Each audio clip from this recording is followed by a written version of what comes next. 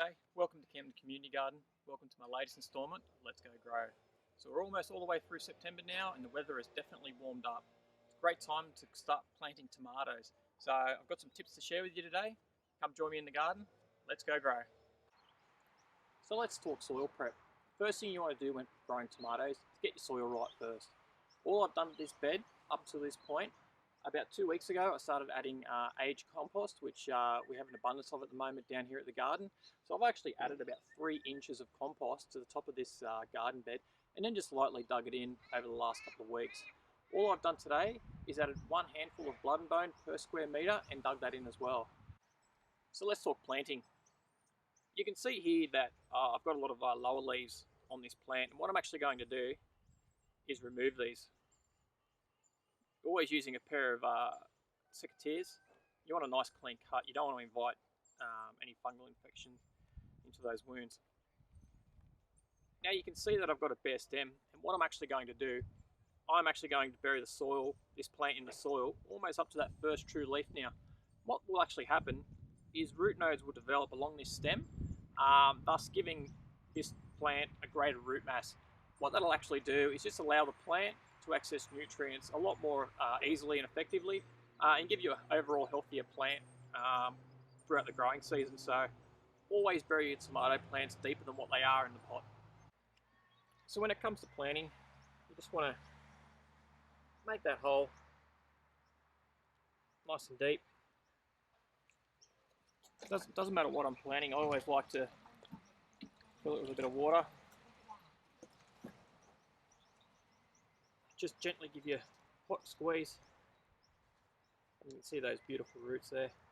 This plant is perfect for planting.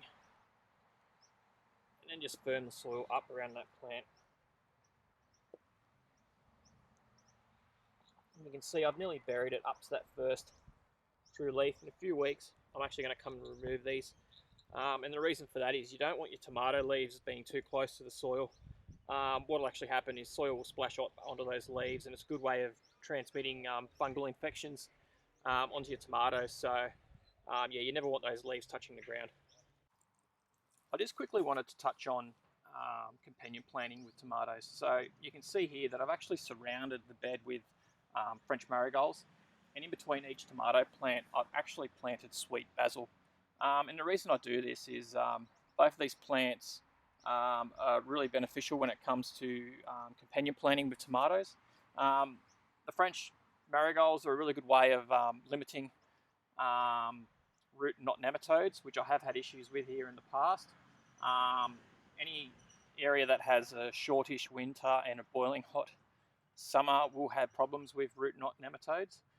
Basically all they are is like this little microscopic worm that attacks your root base of your plant, and yeah, basically it'll just lead to lackluster growth of your plant. So French marigolds are a really good way to limit that.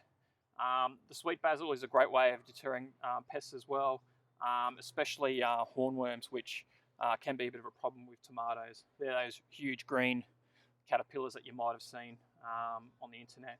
So yeah, companion planting, a really good natural way to combating pests. So thanks for joining me down here at Camden's Community Garden today. Now a couple of things I actually forgot to mention in the video today. If you are growing indeterminate varieties of tomatoes, which I am, there are 2 types, indeterminate and determinate. Determinate are your bush variety, which grow to about 50 centimetres. Your indeterminates, which I'm growing here, can grow to about 1.82 metres tall. If you are growing indeterminate varieties, you will need to stake them or provide some sort of a structure to hold the vines off the ground. I prefer to stake, but there is a myriad of different techniques and styles out there. All of them work. Everyone has their own preference. For this particular application and space, for me, staking is my preferred choice of supporting them. After you've planted your tomato, tomatoes love potassium, and sulfate of potash is a really good source of potassium. So I just sprinkled a little bit of that on the ground around each plant, and I'll actually give these plants 3 applications throughout the summer, One at planting, one when the flowers are starting to form, and then another bigger feeding just as the fruit's developing.